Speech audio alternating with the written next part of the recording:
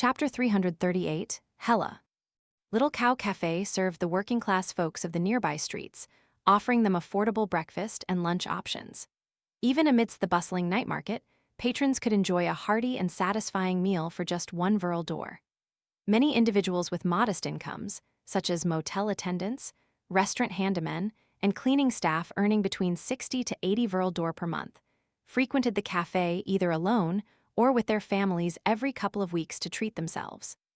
When Lumion finally arrived, the bustling breakfast rush had subsided.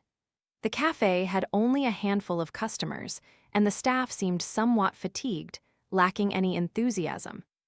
After placing an order for a cup of Mackel coffee brewed from ground coffee beans, Lumion settled into the designated spot, patiently awaiting Hela's arrival. As the cuckoo wall clock in the cafe struck the hour, a woman pushed open the door and stepped inside. Clad in an intriguing black dress, she emitted an enigmatic allure, reminiscent of the attire one might expect from a widow. Upon spotting the woman approaching, Lumion straightened up and scrutinized her intently. Her skin possessed an unnaturally pale complexion, as though she had been shielded from sunlight for an extended period. Light golden hair cascaded naturally over her shoulders, soft yet lacking in luster. Her eyes seemed to absorb all available light, rendering them dark and impervious to revealing their true color. Though her facial features were rather attractive, they didn't leave a distinct impression on Lumion. It was almost as though her cold demeanor had cast a shadow, preventing him from forming a complete assessment. Her icy demeanor didn't merely create distance. It seemed to emanate from within her, causing the ambient temperature to dip slightly. Before Lumion could discern more details, the woman seated herself across from him and inquired in a chilly tone, "Muggle's brother." Although Lumion had already surmised that this was Madame Hela, her directness caught him slightly off guard. He hadn't expected her to appear without any attempt at disguise, seemingly unconcerned about potential betrayal. Lumion didn't use the niece face or the mystery-prying glasses, but he usually employed basic disguises. Relying on his distinctive golden black hair and simple makeup, he maintained enough divergence from the Lumion Lee depicted in the wanted posters. "Perhaps this is a form of disguise that I can't detect." Lumion offered a polite smile and nodded. "Madame Hela." The lady nodded slightly, acknowledging her identity. "May I offer you something to drink?" Lumion asked politely. Hela didn't stand on ceremony. "A glass of absinthe and a triple espresso shot." Drinking liquor at 10 a.m., quite the match for my habits, and she even goes for a triple shot of Riem espresso. Did she have a sleepless night? Or perhaps a night of drinking, seeking absinthe to clear her senses? Lumion lifted his right hand and snapped his fingers, signaling the waiter. Once the light green absinthe and the strong Riem espresso arrived in front of Hela, Lumion surveyed his surroundings to ensure a secure environment for their conversation. Gulp, Hela downed half the glass of absinthe in one swift motion, her pale face gradually regaining some color. Setting the glass down, she turned a ring on her right middle finger using her left thumb and index finger. The ring possessed an elegant simplicity, a black diamond with numerous facets set into a base of pure silver. As Hela rotated the ring gently, Lumion experienced a subtle shift in the surroundings, as if the ambient light had dimmed. "No one can eavesdrop on us now." Hela's voice retained its chilly demeanor. Impressive, this mastery goes beyond Franca's abilities. Truly befitting of a member of the curly-haired Baboons Research Society who has ventured farthest along the paths of the divine. Lumion maintained his gaze on Hela's black eyes that possessed a light-swallowing intensity. He proceeded with calm composure. "I've made some new discoveries recently." Hela remained silent, her gaze fixed on Lumion, awaiting further disclosure. "I've caught Guillaume Bainet." Lumion conveyed this without an air of boastfulness. It was akin to a bartender at Salle de Bal Brise mentioning the concoction of a new cocktail. Hela's response was a nod displaying scant interest in the specifics of Guillaume Bainet's capture. Commencing with Guillaume Bainet, Lumion recounted the transformations of Muggle, Auror, detailing the peculiarities that arose, including the appearance of the lizard-like elf and the name Roch Louise Sanson. In conclusion, he presented a stack of papers. This is the grimoire my sister penned 3 months prior to the spread of Inevitability's faith in Cordu. Please review it and ascertain any irregularities. Throughout the narrative, Hela remained an attentive listener. Yet, her emotional fluctuations and facial expressions remained limited. Only when Lumion mentioned the second appearance of the lizard-like elf and uttered the name Roch Louise Sanson did she exhibit a slight frown.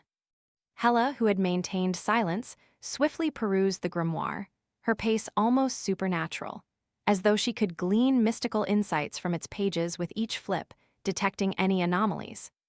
After a span of 5 to 6 minutes, she extracted a page from her notebook.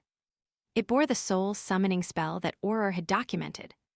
Only members of the curly-haired baboons research society and those sharing common experiences would detect the issue at a glance.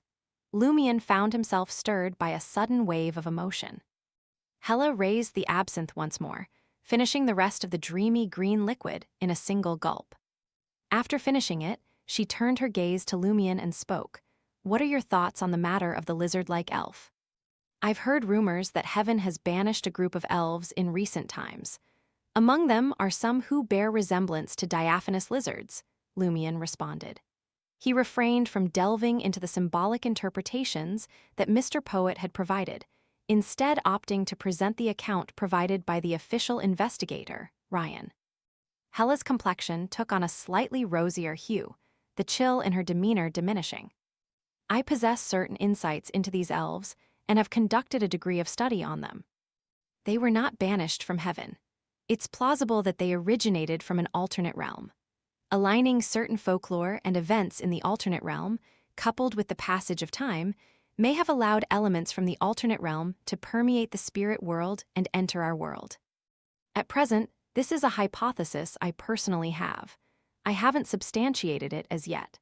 I simply wish to convey that I've studied the phenomenon of these elves in recent years and have personally encountered the diaphanous lizard-like elves you described. However, they differ from the diaphanous lizard-like beings you've mentioned." "Not true elves?" Lumion expressed no surprise at this assertion. After all, Ryan and his colleagues had been theorizing, and Mr. Poet's perspective leaned towards an affiliation with a different faction. Hela chose not to elaborate, confirming Lumion's suspicion with a nod. "I will continue to search for similar motifs in elf legends from various sources." Having said that, she spun the grimoire containing the soul-summoning spell and pushed it toward Lumion. "This is likely where your sister's problem originates." Lumion's eyes conveyed his anticipation for an explanation. He was genuinely curious to hear Hela's perspective.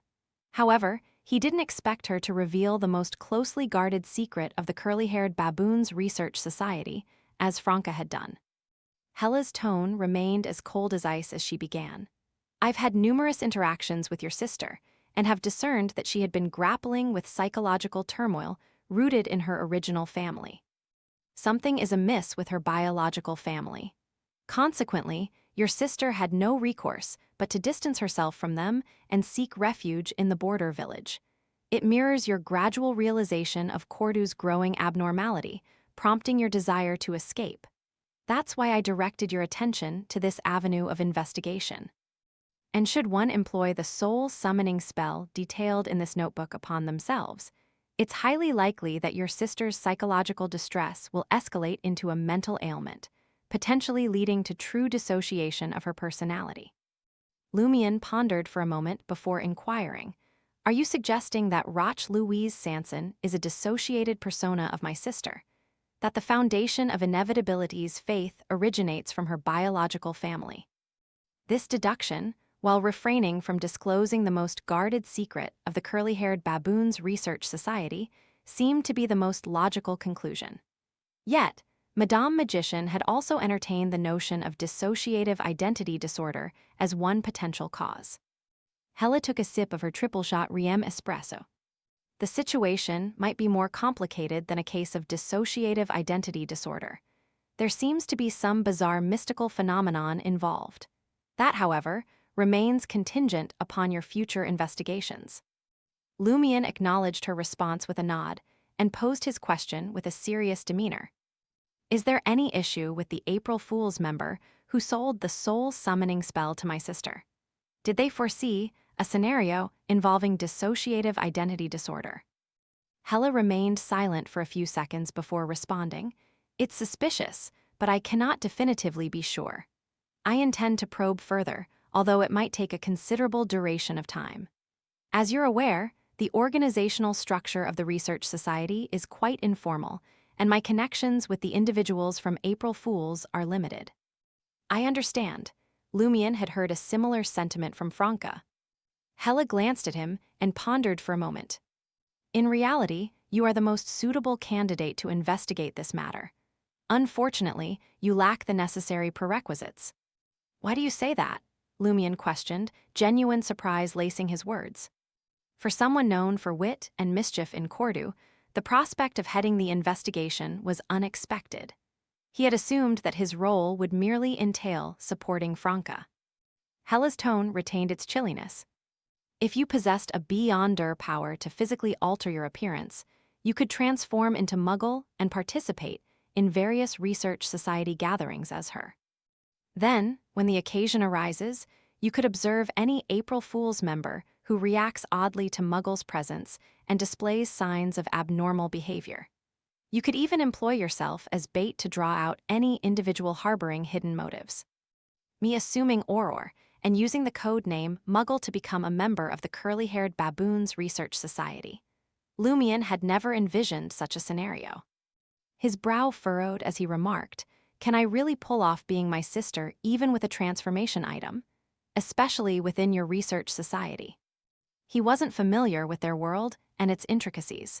How could he effectively bridge the communication gap?